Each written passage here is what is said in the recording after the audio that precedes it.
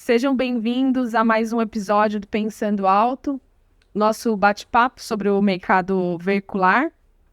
No episódio de hoje, nós estamos recebendo o Dr. Leandro Alvarenga, nosso parceiro. Ele é advogado, DPO, consultor de privacidade de dados, professor de pós-graduação e palestrante. Currículo extenso do nosso amigo. A gente já troca algumas experiências, algumas informações. Ele também já foi nosso consultor. Atuamos juntos, né, em alguns trabalhos aqui da Infocar. E é um prazer enorme recebê-lo em mais um episódio aqui do nosso bate-papo. Seja bem-vindo, Dr. Leandro. Obrigado, Vivi. É um prazer estar aqui com vocês e contem comigo que eu puder ajudar, estarei aqui. Bacana. Dr. Leandro, pelo currículo vocês já viram, é super experiente em LGPD e o bate-papo de hoje é sobre LGPD e dados veiculares, que é o nosso core business aqui da Infocar, e o que a gente ouve muito, né, muitas dúvidas, muitas polêmicas sobre a questão de dados veiculares e LGPD, e a gente vai conversar aqui um pouquinho sobre esse assunto. Antes disso, queria conhecer aqui do Dr. Leandro, como é que foi essa trajetória né, dentro do direito, até chegar em LGPD e toda essa experiência que hoje compõe aí o seu currículo. Conta aqui pra gente como foi. Bom, Vi, o começo da minha carreira ela foi voltada para a área de direito bancário, e aí eu comecei a me envolver com tecnologia, lavagem de dinheiro, uma série de outras nuances do direito. E eu brinco que quando a veia da tecnologia te pica, você se apaixona, né? Então, na minha trajetória, eu passei a ser integrante de um dos maiores birôs do Brasil, de dados. E aí, desde 2010, quando se começou as primeiras discussões no Brasil sobre proteção de dados, a LGPD, o pessoal acha que é de agora, né? Mas não, a discussão começou lá em 2010. Eu vim acompanhando os projetos e eu tive a oportunidade de participar das discussões do Congresso. Não só da LGPD, mas de vários outros projetos de leis, como, por exemplo, cadastro positivo, algumas alterações que ocorreram em diversas legislações, e pude contribuir até agora. A última recentemente que eu participei foi do PL da fake news, tá em voga agora, né, todo mundo falando. Sem entrar em polêmica, eu fui lá para falar sobre a parte de tecnologia, né, eu fui falar sobre disparo de mensageria, porque a forma como estava posto no projeto, ele tinha um objetivo que é proteger as mentiras, né, propagadas, mas na verdade ele estava restringindo a tecnologia, restringindo o disparo de mensagem, a publicidade, uma série de coisas que são matérias lícitas, né? Temos também agora a inteligência artificial, que tá em voga aí também, que vai afetar todos os segmentos, inclusive segmentos de seguros, por exemplo, que usam a escoragem para analisar a sinistralidade, de veiculares, entre outras coisas, como cálculo de prêmio, essas coisas. Então, tudo isso traz essa discussão. E a LGPD, ela é uma norma, quando ela foi criada de uma maneira muito genérica, com muitas partes ainda que precisam ser regulamentadas. E muitas outras leis estão vindo querendo regulamentar. Vou dar um exemplo para vocês falando do país da fake news. Ele regula uma série de coisas que está previstas na LGPD. De tal sorte que a própria ANPD, ela emitiu uma nota técnica falando para que tirasse aqueles pontos do projeto de lei de fake news, porque esses pontos seriam regulados pela ANPD. Já existe legislação para isso. E aí ela estaria só regulando como seria feito isso. E, por exemplo, o projeto de lei da fake news, ele estava criando uma segunda autoridade que ia conflitar com a ANPD em alguns pontos, exatamente por conta dessas circunstâncias, ia causar uma insegurança jurídica no mercado. Então, eu brinco que a parte de tecnologia, proteção de dados, blockchain, inteligência artificial, que tudo parte de uma lei principal, que é a proteção de dados, é pro resto da vida. É um estudo e uma briga constante para regular tudo isso. Bacana. E me conta um pouquinho da sua trajetória. A gente sabe que você atuou também em outros países no mesmo ramo, né, na Europa. Como é que você vê a maturidade brasileira e como é que foi essa experiência atuando em outros países? Quando eu comecei a estudar proteção de dados e tecnologia, o que eu senti muita dificuldade é que o Brasil era muito cru na matéria. Assim, nós não tínhamos uma doutrina muito robusta, muitas pessoas falando sobre o assunto. isso me obrigou a estudar em outros países, né? Quando nós fomos criar o cadastro positivo no Brasil, eu tive essa experiência de ter que estudar a legislação de cadastro positivo na Colômbia, nos Estados Unidos, na Europa, em vários países da Europa, na Austrália, Onde isso já estava onde mais já estava amadurecido. amadurecido para que nós estudássemos, identificássemos qual o melhor modelo para o Brasil. E aí, quando eu vi a discussão sobre a LGPD, eu acabei, ali eu fui pago para fazer aquilo, né, para fazer aquele estudo. E ali, quando a gente estava discutindo a LGPD, eu já tinha feito isso por gosto mesmo, já tinha ido atrás. Então, eu me tornei advogado português, por exemplo, eu sou um advogado português. Eu fiz uma universidade na Espanha, que é delegado de proteção de dados, que seria aqui no Brasil o encarregado de proteção de dados, só que lá é um curso superior, na qual, depois de fazer o curso, você faz uma prova para que a autoridade espanhola te reconheça como um DPO ou como um encarregado. Isso me possibilitou a conhecer outros mercados, outras vertentes. A minha tese de doutorado, eu sou mestre em Direito Internacional, foi sobre o meu primeiro livro, foi publicado aqui no Brasil, foi um dos primeiros livros, um pouco antes da LGPD, serviu como base para vários deputados e senadores para terem opiniões sobre como fazer a lei brasileira, né? Ele foi baseado nesse estudo comparativo internacional e minha tese de doutorado é exatamente esse conflito internacional de normas, né? Como é que porque todas as leis de proteção de dados, por exemplo, do Brasil, da Europa, o CCPA dos Estados Unidos, elas têm uma característica que é essa territorialidade. O que é isso, né? As leis, elas tentam albergar e proteger as pessoas que estão naquele estado, mas o dado não está naquele estado. E às vezes o infrator da informação, ela não está naquele estado. O dado hoje trafega pela internet, pelas redes. E essas internets não têm fronteiras.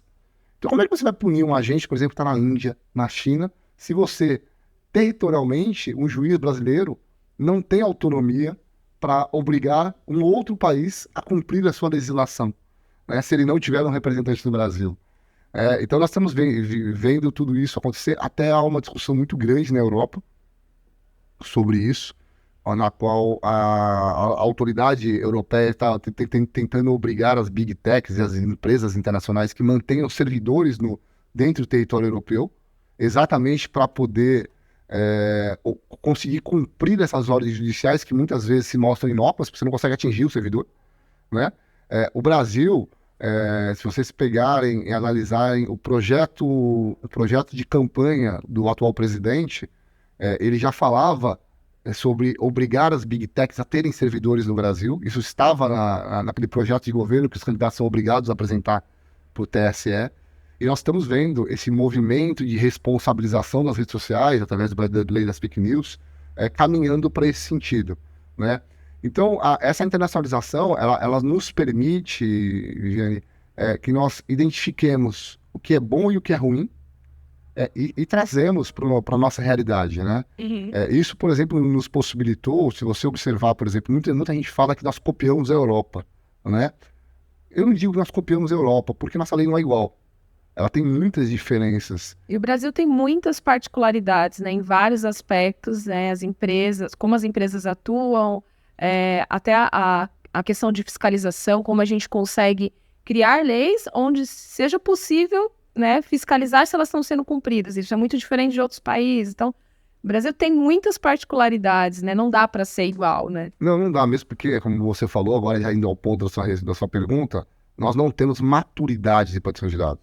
Nem o governo tem, nem as pessoas têm, não é? Nós sofremos muito disso com cadastro positivo. Quando nós falávamos do cadastro positivo, que o primeiro modelo que foi colocado, ele foi do opt-in, né? As pessoas tinham que dar o consentimento para participar do cadastro positivo, e você chegava para uma pessoa e falava assim, olha, eu posso colocar seu nome no SPC? Posso colocar seu nome no Serasa, né? Todo mundo fala, meu nome não é Serasa, eu não quero, né? Meu nome não é SPC, eu não quero, né? Mas o seu nome já está lá. A diferença é que é diferente você estar... Seu comportamento seu negativo comportamento já está negativo. lá, né? Não, mesmo positivo. Eles têm informações cadastrais do Brasil inteiro, né? Então, independente de ter dados financeiros ou não, então as pessoas não têm essa maturidade.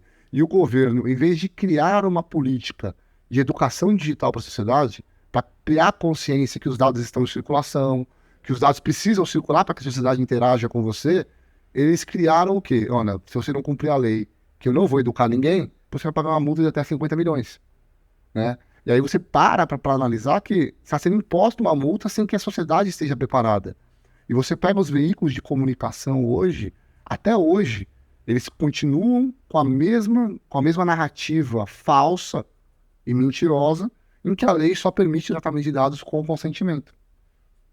Sendo que a lei, e aqui é uma das diferenças que eu queria mostrar da Europa, na Europa nós temos 6 hipóteses de tratamento de dados e uma é o consentimento. Então eu tenho 5 possibilidades de tratar o dado sem o consentimento. Isso na Europa. No Brasil nós temos 10 hipóteses de tratamento de dados e uma é o consentimento. Então aqui no Brasil, pela nossa realidade econômica, pela nossa realidade de maturidade, pela nossa realidade do nosso judiciário, que hoje traz muita insegurança jurídica em muitos aspectos, nós fomos obrigados a criar mais hipóteses legais, né? Então isso mostra o quão incipiente nós temos. Aí nós temos que parar para pensar por que nós somos assim. Primeiro que o Brasil é um país novo, comparativamente com a Europa. Nós temos aí 523 anos aí, de vida, vamos dizer assim. Como país independente, muito menos do que isso, né?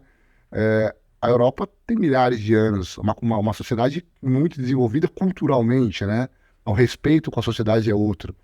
E aí nós temos uma segunda questão. Nós não fomos tão afetados pela Segunda Guerra Mundial diretamente. A Segunda Guerra Mundial ela trouxe esse preceito de dados para a Europa, porque Hitler só fez o que fez porque teve acesso demasiado a dados, porque ele conseguiu segregar a sociedade, né? Então, o que acontece?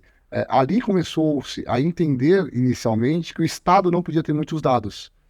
E em 1970, a Alemanha criou a primeira lei nacional de proteção de dados contra o Estado de Hesse, que era um Estado que estava regulando exatamente dados demasiados. A imaturidade brasileira vem muito de não ter sofrido as consequências, né, do acesso. Né? Exatamente. A imaturidade, na verdade. A imaturidade vem exatamente, né, a gente ainda não entende a necessidade, não sofreu consequências graves, como a Europa já sofreu, né, de todo mundo ter acesso aos dados, ou de não ter uma lei que regule exatamente quem pode, quem não pode, como pode acessar. Né? E aí é interessante você falar sobre isso, porque assim, eu falei que a primeira lei foi criada em 1970, né, efetivamente. Já tinha acordos internacionais anteriormente que já tratavam sobre a própria criação da ONU, já falava sobre preceitos de dados, né? Aí você vem, em 1970, vários estados criaram leis. Em 1995, a Europa como bloco, o Espaço Econômico Europeu, né, toda a Europa faz parte do Espaço Econômico Europeu, criou uma primeira legislação internacional na Europa. De 95 até 2016, eles discutiram uma evolução dessa norma. Em 2016, eles aprovaram uma lei, depois de ter toda essa maturidade, de 1970 até 95, depois de criar uma norma, de 95 até 2016, para melhorar essa norma, que criaram o atual Regulamento Europeu de Proteção de Dados. Que nós vimos aí ontem que a Meta tomou uma multa de 1 bilhão de euros, né, em decorrência de não cumprir a proteção de dados, né? Porque a situação lá é bem mais séria do que aqui. E as punições são mais pesadas também, né? Então, assim, em 2016 ela criou uma norma para entrar em vigor em 2018. O Brasil vinha discutindo uma lei de proteção de dados desde 2010. Eu não gosto de falar que nós não tínhamos nada, porque nós tínhamos algumas proteções, né? Eram bem simplórias, mas se você pegar o Código de Defesa do Consumidor, ele fala de dados, no artigo 43. Se você pegar o Marco Civil da Internet, se você pegar ali a lei de acesso à informação, mas são leis espalhadas que não são suficientes para proteger a sociedade. E aí, em 2018, depois que a Europa entra em vigor a lei europeia, isso em maio, desesperadamente começa-se a correr com uma lei brasileira, de maio a agosto a lei foi aprovada. Né? Então, tem uma maturidade de discussão desde 2010, concordo que tem, mas foi assodado. Né, sem uma clarividência melhor da sociedade, sem explicar isso. Né? Porque a lei funciona quando a sociedade ela participa e entende por que tem aquela lei. Né? E os meios de comunicação, as pessoas, ajudam naquele desenvolvimento. Aqui não, aqui está vindo uma lei que teria que ter, efetivamente, né, de cima para baixo, com uma punição tremenda. Tanto é que a lei, por exemplo, ela tinha uma previsão na lei que antes da lei entrar em vigor, né, aquele período de vacatio legis, que é o período que a lei ela foi aprovada, mas não está valendo ainda, né? Ela teria que criar a NPD e a NPD regular boa parte da lei. A NPD foi criada praticamente depois da vigência da lei. A lei já estava em vigor. Quer dizer, a NPD está começando a atuar e regulamentar agora. A NPD tem 100 funcionários para fiscalizar o Brasil inteiro, né? Se você observar, por exemplo, a Espanha, que foi onde eu estudei, tem uma autoridade nacional espanhola, mas tem autoridades regionais em cada comunidade autônoma, que faz a fiscalização regional, para poder ter braço para fiscalizar. Agora, como é que uma NPD, que por mais que tenha toda a boa vontade do mundo, e eles têm, eu já estive com eles várias vezes, mas eles não têm braço para fazer isso. Os assuntos são muito sensíveis. Imagina você regulamentar dados de criança e de adolescente. Como é que vai ser feita essa regulamentação? Porque hoje a gente só se aplica o ECA, porque o LGPD só fala que tem que ser regulamentado, mas não tem regulamentação para isso. Então é muito complexo. Esse processo de maturidade vão muitos anos, vão muitos erros e acertos. Nós temos que olhar muito para fora para pegar as experiências boas e tentar trazer para cá, mas sem perder de vista que o Brasil precisa trazer para a sua realidade, né? Para a sua característica, porque nem tudo que é bom lá fora é bom para cá. Hoje, por exemplo, lá fora eles falam muito em proteger 100% das florestas, porque eles já destruíram todas as deles, né? Então a gente tem que proteger a nossa floresta, mas a gente tem que também desenvolver o país, né? Então a gente tem que buscar sempre esse equilíbrio ali para poder desenvolver e, como sociedade, termos uma maturidade maior. Eu falo bastante com os nossos parceiros e clientes, né? A gente passou por um movimento nos últimos 10 anos de muitos investidores, muitas startups, olhando para o mercado brasileiro, principalmente o automotivo, né? A gente tem uma frota que se destaca mundialmente, a gente tem, né, um brasileiro que gosta muito de veículo, enfim. Então, vieram muitas empresas para o Brasil com a ideia, né, de dados e de frotas de outros países, e eu brinco com esses nossos parceiros que, chegando aqui, você vai entender que o Brasil, né, é um mundo à parte, tem suas particularidades, principalmente, né, se referindo a veículos, a informações, né, de veículos, e vem muito também, né, dessa maturidade, né? E aí, já trazendo para o nosso tema, que é dados veiculares, né, considerando que a gente não tem toda essa maturidade de controle ainda de dados pessoais, de educação da própria sociedade em compreender para que a lei veio e contribuir com ela, como é que você vê essa questão, considerando que hoje no Brasil parte dos dados veiculares são regulamentados e controlados por órgãos públicos e parte deles por empresas privadas, como é que você vê essa questão de LGPD e dados veiculares? Bom, primeiro que eu for fazer um comparativo aqui engraçado, né? Quando eu fui morar na Espanha para fazer meus estudos, eu comprei um carro lá, né? Eu fui comprar um carro usado, porque eu ia ficar 1 ano e meio só, não precisava comprar um carro novo, tudo, né? E quando eu fiz a comparação veicular lá, foi muito curioso. Você não acha, é muito difícil você achar carro com menos de 100 mil quilômetros para comprar. Lá o pessoal não vende o carro. Sabe, você achar um carro, uma quilometragem baixa, é muito difícil. Os carros lá, as pessoas ficam com os carros andando 250 mil quilômetros, 200 mil quilômetros, 180 mil quilômetros. Que assim, uma coisa que aqui no Brasil tem carros, pessoas que fazem isso, mas é meio que impensado. Aqui a gente vê pessoas com 40, 50 mil quilômetros já vendendo carro, né? Acabou a garantia do carro, já tá vendendo, né? E a gente começa a comparar até os hábitos de consumo. Mas é muito curioso. Na Europa, que nós temos essa maturidade maior, eu conseguia consultar a placa dos carros sem ter nenhuma discussão. E aí, por quê? Por que nós estamos tendo essa discussão? A primeira coisa que a gente precisa ter em mente é que o mercado brasileiro, ele necessita de informações para evitar fraudes, evitar roubos. Nós sabemos, por exemplo, lá na Europa, o roubo de carro é mínimo, tanto que o seguro é muito barato. Por que os seguros de carro são muito altos no Brasil? Porque não é só por conta da sinistralidade de acidentes veiculares, mas por conta de roubos, de furtos. A nossa característica é muito diferente. E quantas vezes vocês ouvem notícias de gente que foi presa, parada, e o carro era clonado, a pessoa não sabia, o cara adulterou o chassi, adulterou a placa, né, usou o carro dublê, aí você tá na sua casa lá, o cara copiou seu carro na rua, assaltou lá e a polícia foi bater nessa porta, né? Então, assim, a primeira coisa que precisa entender é que essas características fazem com que a sociedade precise das informações veiculares. para proteger os donos dos próprios veículos e o próprio veículo, né? E aí a própria sociedade como um todo. A Lei Geral de Proteção de Dados, ela traz que a informação, o dado pessoal, é aquele dado que ele é atribuído direta ou indiretamente a uma pessoa. Então a gente precisa entender o seguinte: quando você tem um veículo que ele não está disponibilizando informações pessoais do proprietário daquele veículo, isso não é uma informação protegida pela Lei Geral de Proteção de Dados. E não é uma informação protegida por sigilo, né? O Denatran, o Detran, eles têm regulamentações que permitem a consulta de situações veiculares, né? Você atendendo aqueles requisitos que são definidos nas portarias, nas regulamentações administrativas, as pessoas podem consultar os veículos.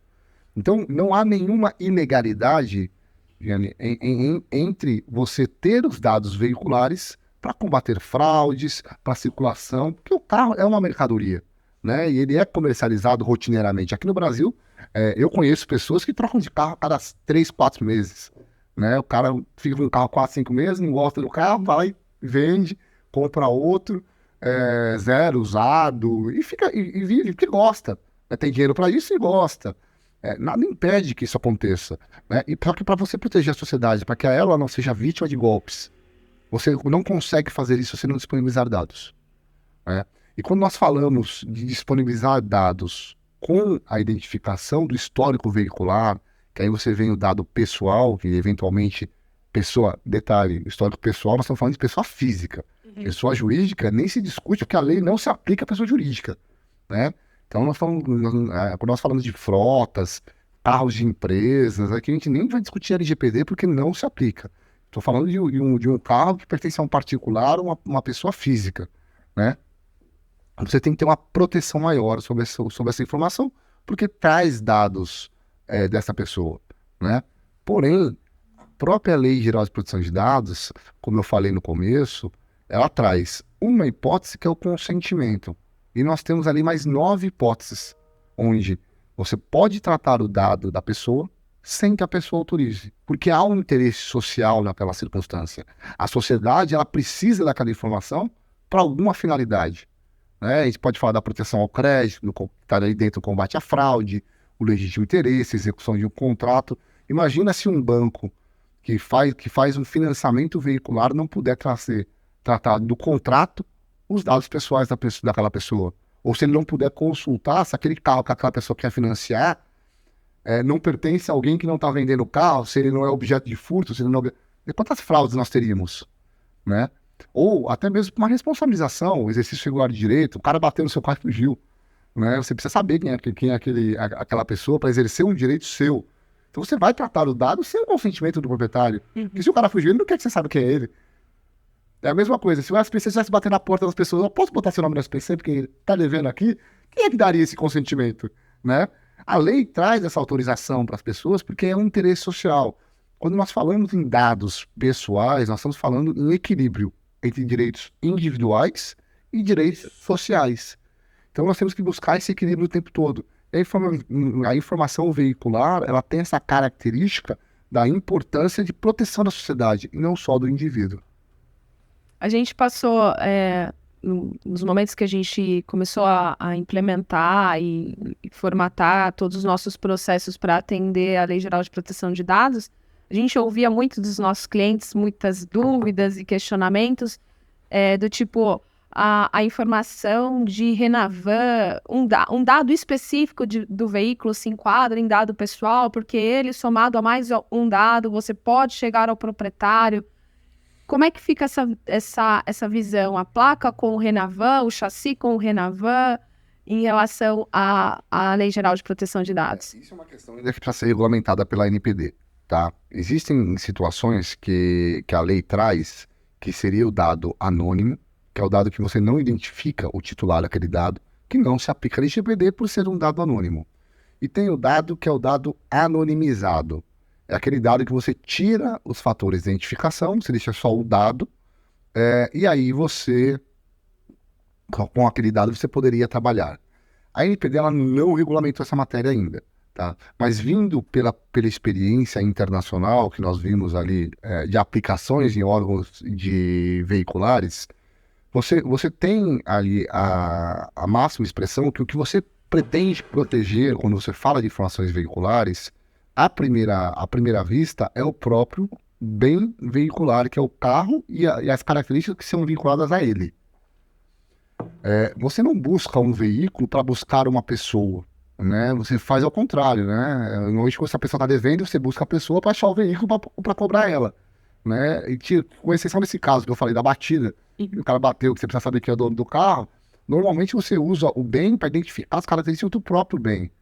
Então, o dado, como você mesmo colocou na sua frase, o Renavan pode vir a ser atribuído a uma pessoa, né? Com outros dados podem vir a ser atribuídos, como eles também não podem ser atribuídos, né? A NPD ela tem que regulamentar o dado anonimizado para dizer qual é a tecnologia ou o dado que pode ou não ser considerado pessoal.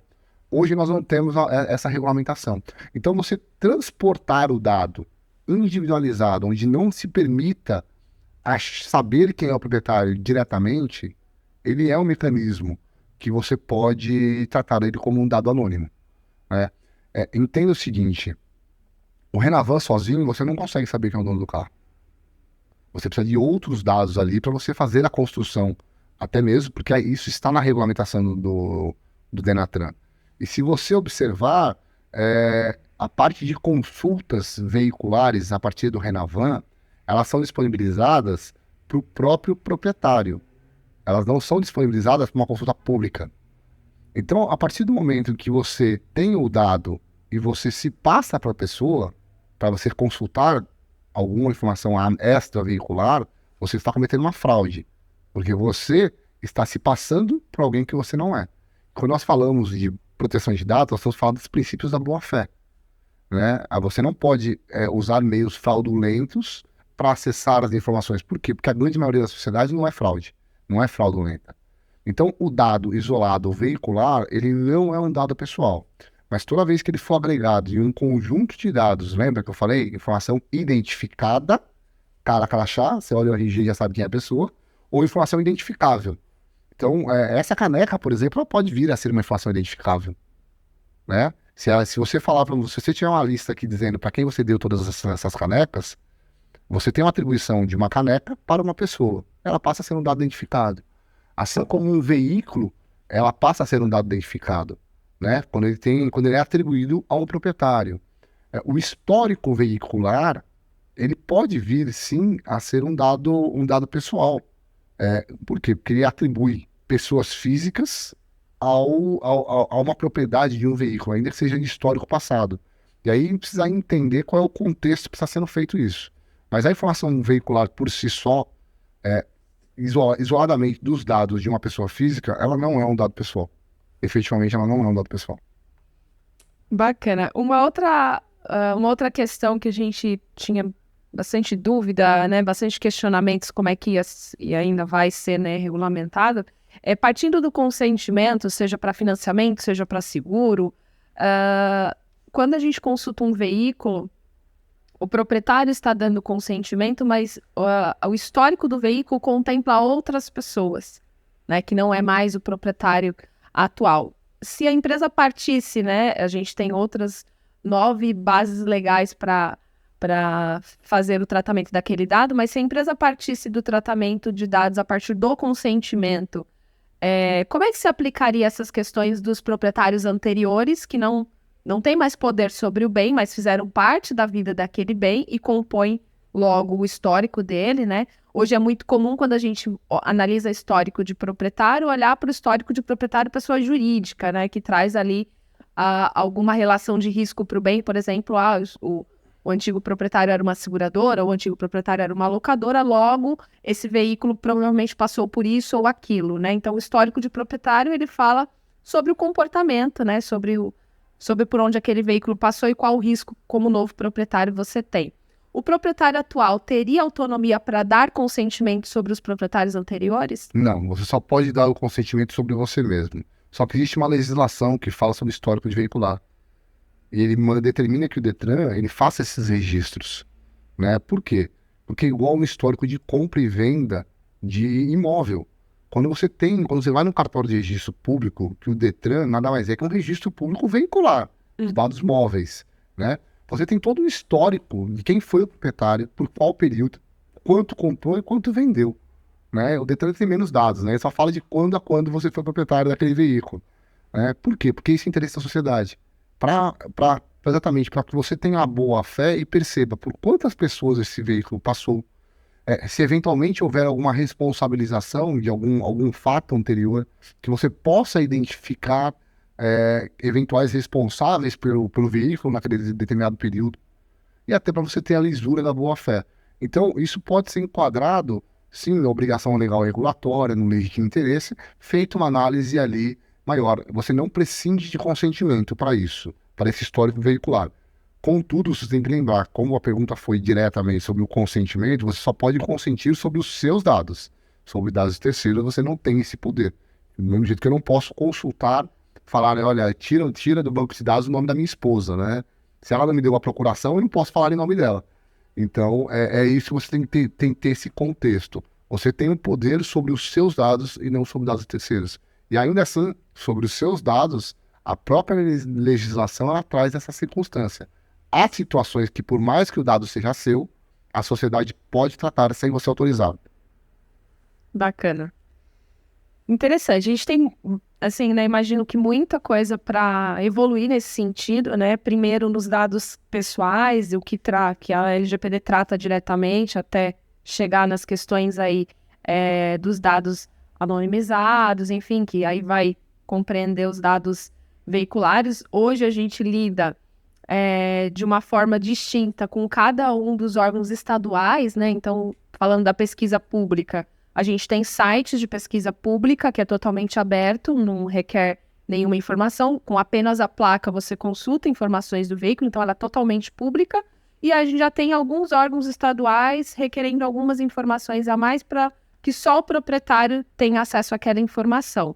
Mas a gente percebe aí ainda muita distinção entre eles, cada um tratando de uma forma e ajustando de formas diferentes, né? Eu acho que quando a gente tiver uma regulamentação específica, né, de dados veiculares e como proteger até chegar aos dados pessoais, esses órgãos públicos tenham que entrar no mesmo padrão, né?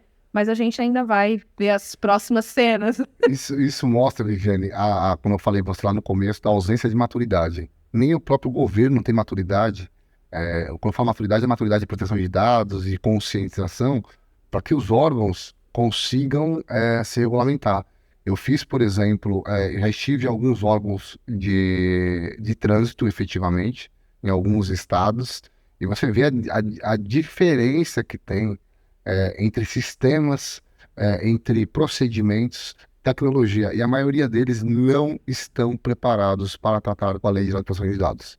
Você pergunta para os funcionários sobre isso, eles desconhecem completamente o que tem que se fazer, o que pode se fazer, né? Então isso é uma grande preocupação que nós temos. E assim, se o governo está assim, imagina o particular, que não tem aonde se apoiar, né? Que o governo ainda tem as procuradorias, tem os órgãos ainda que servem para orientá-los, que não estão preparados para isso, tá? Mas tem órgãos que se quiserem investir nisso, eles têm um mecanismo. Imagina o particular que não tem um advogado próprio, que não tem um consultor próprio, como está essa maturidade, né? Como está essa aplicação da lei dentro da sociedade. É muito complicado, é um quadro muito complexo. A agência levaria em consideração a falta de maturidade do próprio órgão para agir com um pouco mais de, como eu posso colocar, com menos rigor com as empresas privadas? As empresas privadas poderiam contar com a imaturidade dos próprios órgãos públicos para esperar deles, né, as primeiras iniciativas para se regularizar, ou são tratados como distintos perante a lei? Entenda o seguinte, tudo que já está regulamentado tem que ser cumprido, tá? Então, tudo que já foi regulamentado tem que ser cumprido. Então, nós temos algumas regulamentações que estão em andamento, né? Nós já tivemos regulação, por exemplo, agora está em andamento de incidentes, a dosimetria da pena já foi definida, para aplicações para micro e pequenas empresas já foi definida. Então, tudo que já foi regulado tem que ser observado. O problema é que tem muita coisa sem regulação. Então, mas a lei, ela traz alguns princípios para você. Então, por mais que você não tenha regulação, você tem que demonstrar que você tem o interesse em fazer aquela circunstância, que você tentou buscar fazer o mínimo necessário dentro da sua possibilidade, porque a lei também traz isso de proporcionalidade, né? Você não vai exigir demais de uma empresa que não tem a capacidade para atender aquilo, ou que o atendimento a critérios muito altos vai inviabilizar o negócio por conta do custo, efetivamente. Uhum. A NPD, ela tem esse papel educativo, mas eu posso dar um exemplo para você. Nos 20 primeiros processos da NPD, grande parte deles foram contra órgãos públicos. E teve uma empresa específica, eu não vou falar o nome aqui, mas está no site da NPD, quem quiser consultar, entra lá e consulta, né? Que ela não apresentou nada, nem defesa. Então, o que nós temos? Você sabe que é uma empresa, que você tem muitos dados pessoais, qual a primeira coisa que você tem que ter? Você tem que ter pelo menos uma pessoa responsável pelos dados pessoais, que é o encarregado.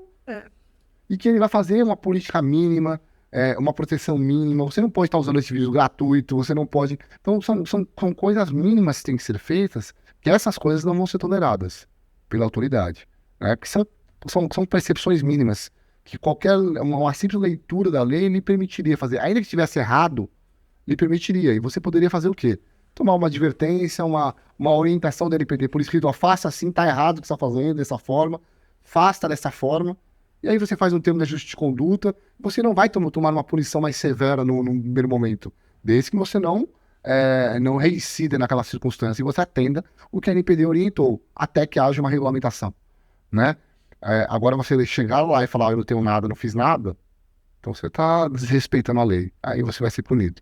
Tá? Mas a NPD ela tem esse papel e pelo que eu tenho conversado com os diretores da NPD, eles têm essa preocupação de educar primeiro. Eles não querem sancionar, a não ser as pessoas que já estejam dessa maneira ali, desrespeitando a lei de maneira expressa, sem preocupação nenhuma, aí sim vão ser punidos. Bacana.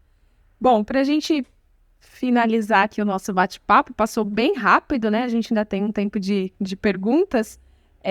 Como é que você consideraria hoje o Estado, né, o status brasileiro para a LGPD, né? Quais são os últimos acontecimentos assim mais relevantes? A gente vem ouvindo muito sobre vazamento de dados, né? O que vem acontecendo aqui, o que vem movimentando a agência, onde ela está tendo mais atuação? A agência teve mais de 3 mil denúncias feitas por consumidores em geral, a grande maioria foi arquivada por falta de fundamento a denúncia, exatamente pelo... eu participei de vários processos em Ministério Público, inclusive, no qual as pessoas iam reclamar para o Ministério Público que a pessoa estão vendendo meu dado sem meu consentimento, né? Primeiro que ninguém vende dados de ninguém, porque o dado é só seu. O proprietário, quando você fala de venda de alguma coisa, você imagina que o proprietário está pegando aquela coisa, quando você vai vender e entregando para outra pessoa, né? Se as empresas não são proprietárias dos dados, que os dados são dos titulares, elas não podem vender uma coisa que não é dela. Então, há esse princípio. E há esse fato das pessoas acharem que só o consentimento pode autorizar o compartilhamento de dados. E o que é irregular? O que é uma mentira, a própria lei diz isso. Quase todos os processos físicos que eu peguei, processos físicos, processos judiciais em si. Mas essas denúncias, pelo contexto, são de pessoas físicas que desconhecem a lei e entendem que não, meu dado está circulando e eu posso... Eu autorizei, né? E a empresa assim. Então, o que está acontecendo no mercado em geral? As pessoas físicas vão nas empresas, falando, eu não autorizei, eu quero que você apague meu dado, eu quero que... vou processar você, ou processa, porque acha... Mas está errado. Porque se a empresa tem uma permissão legal, ela não precisa do consentimento da pessoa para ter aquele dado. Ela precisa ter transparência, precisa mostrar para quem está usando o dado, por que tem aquele dado. E aí o que é muito curioso, Viviane, é que muitas pessoas têm se recusado a identificar-se. Né? Então assim, olha, eu sou o Leandro, meu CPF é X, eu quero que você apague meus dados.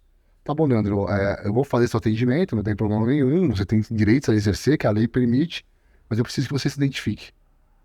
Não, eu não vou me identificar. Ué, Como é que você quer exercer direitos se você não me dá a garantia que você é você mesmo?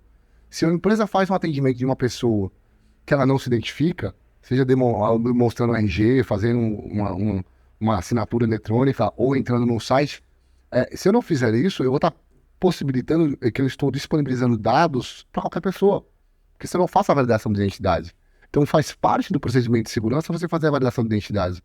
E muitas empresas, às vezes o consumidor está processando a empresa, está indo a Procon, está indo ao Ministério Público reclamar que a empresa não deu atendimento quando houve a recusa do consumidor em se identificar, do titular se identificar. Então, todos esses inquéritos, eles estão caindo por terra. Exatamente por quê? Porque há uma ausência de maturidade da sociedade, há uma ausência de maturidade dos próprios atendimentos ali, que são feitos por parte do consumidor. E aí também tem o outro lado, né? As empresas que não estão preparadas para isso, quando vem um consumidor, elas nem respondem o cara, ou simplesmente ignoram aquela, fala, não vou falar, ele vai ficar quieto, né? E aí traz o problema para a empresa, porque ela tem a obrigação legal de atender. A própria lei traz isso. Então nós temos as duas vertentes, o despreparo de uma parte da sociedade, né? Ou de alguns pseudo-especialistas que acham que leram a lei e aí já se entendem o mais especializado de tudo e querem fazer gracinhas e inventar regras. Eu não sou obrigado a me identificar, né? Você tem que me atender porque isso é meu direito. Não, eu tenho que atender o direito seu desde que você se identifique você mesmo, né? Já passei N vezes por situações dessas.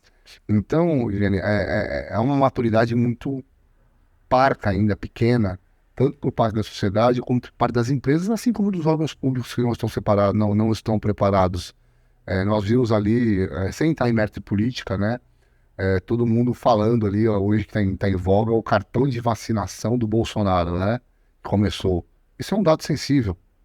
Independente se é do Bolsonaro, se é do Lula, se é do Leandro, se é da Viviane, não deveria estar em circulação. Como é que vazou uma informação dessa? Isso é um vazamento de dados. Uhum. Né? E quem que vai ser responsabilizado por disponibilizar informações de dados sensíveis? Né? Hoje fala muito em vazamento de dados, mas existem coisas mais sérias do que só vazamento de dados. Né? Nós falamos hoje, o termo correto para se utilizar seria um incidente com dados pessoais. Porque o incidente ele pode ser proposital ou não, pode ter um agente terceiro ou não.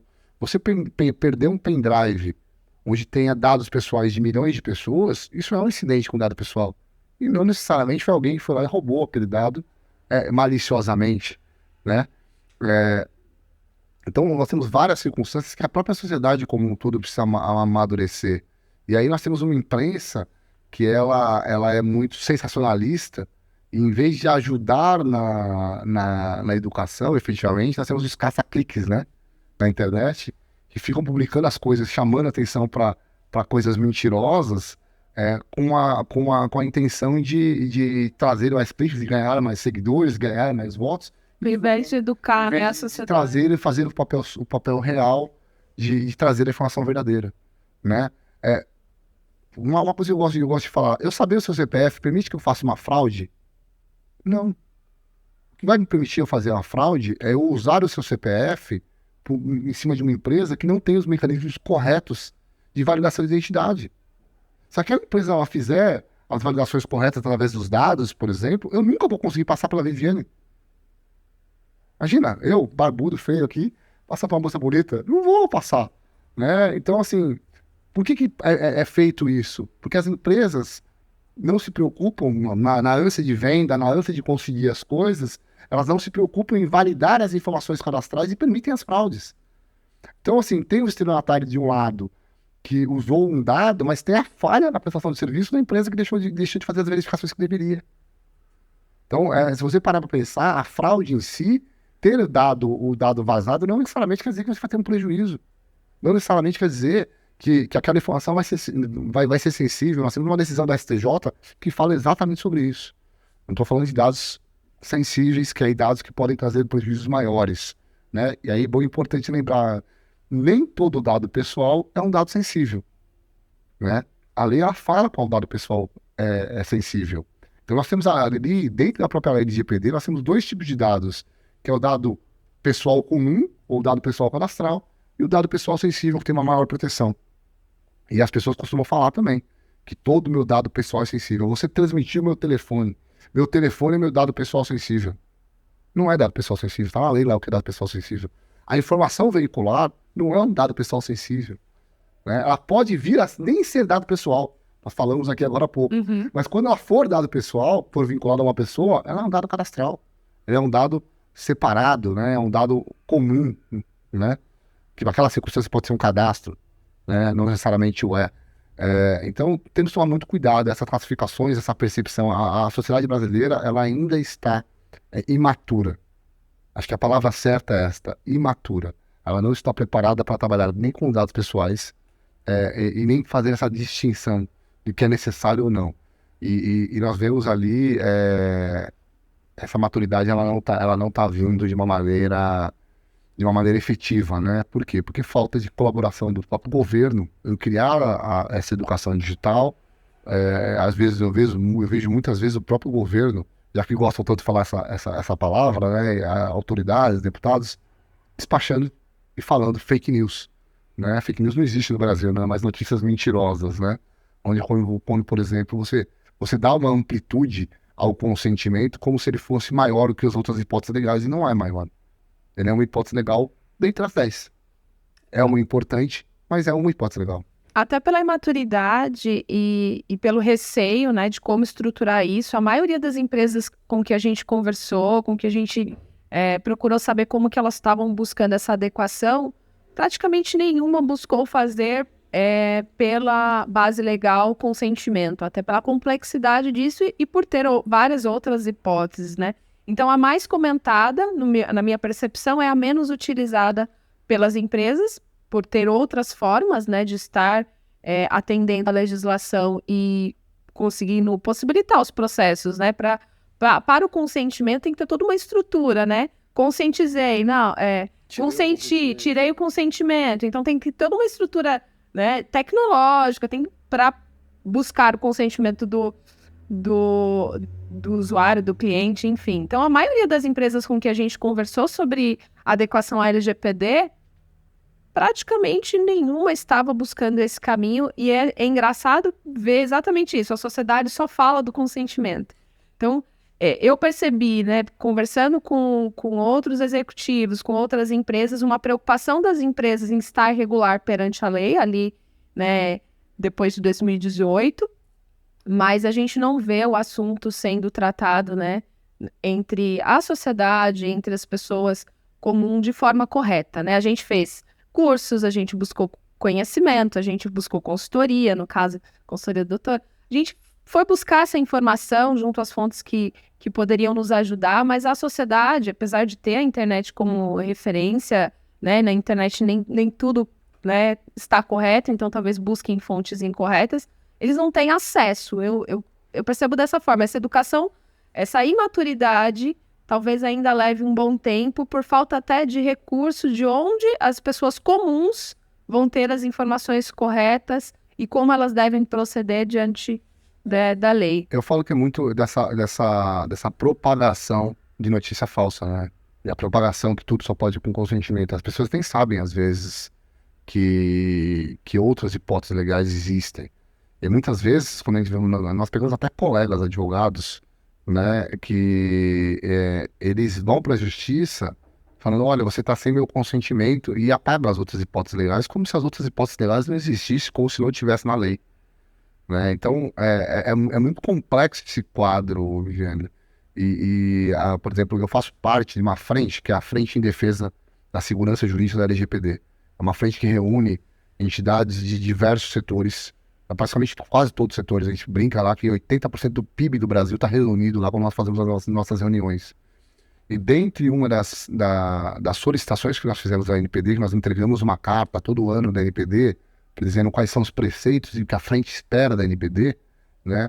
Nós estávamos falando exatamente sobre a regulação e a educação, né? A regulação das hipóteses legais, para eles serem mais claros com relação às hipóteses legais com a sociedade, para que a gente possa auxiliar ali a educação na sociedade. Então, assim, o governo tem que fazer o papel dele, mas as empresas também têm que fazer o papel para demonstrar essa circunstância. Temos bastante trabalho aí pela frente. Eu acho que cada empresa privada conseguindo conscientizar os seus colaboradores, né? A gente já está fazendo, né, um trabalho na sociedade. A gente a gente teve inúmeros casos aqui de questionamentos do nosso contrato, que até os colaboradores questionaram, mas o cliente informou que ele não precisa escolher uma base legal, mas o cliente informou que nenhuma... Então, eu falei, o cliente precisa buscar conhecimento a respeito da lei, porque nós buscamos, e sim, ele precisa escolher uma base legal, sim, e aí a gente, dessa forma, também faz um trabalho educativo, até com outros colegas, até com outros advogados que a gente teve essas discussões, né, então, esses embates, né, comerciais, que são comuns, vão trazendo também uma educação, né, para que os próximos venham ser tratados da forma adequada. E aqui internamente, né, a gente também busca propagar, explicar. Eu acho que esse próprio nosso bate-papo com o time tem esse objetivo de cada vez trazer mais clareza, né, para que a gente consiga atender a legislação e também propagar para a sociedade as informações corretas. Acho que o bate-papo foi bem esclarecedor. A gente vai encerrar, então. Obrigada, doutor, pela disponibilidade, pelo carinho com a Infocard, sempre pela parceria. Foi muito bom tê-lo aqui conosco, né, na nossa sede, no nosso podcast. E vamos ter outras discussões, outros bate-papos, né, tentar levar para os nossos colegas, para os nossos parceiros de negócio, cada vez mais essa conscientização, essa educação. E temas também polêmicos, né? Vamos voltar para falar da fake news, vamos voltar para falar dos vazamentos de dados. Obrigado pela sua presença e por estar conosco nesse bate-papo. É sempre um prazer. Aí, se vocês ficarem com dúvidas, depois mande para a Viviane, eu tenho o maior prazer em responder. E contem comigo, Gui. Quando sempre vocês precisarem, a Infocar é um parceiro, é uma grande empresa, trabalha sério. Isso é importante para a sociedade, né? Cada empresa fazer o seu papel social, além de buscar ali o seu desenvolvimento. Obrigada.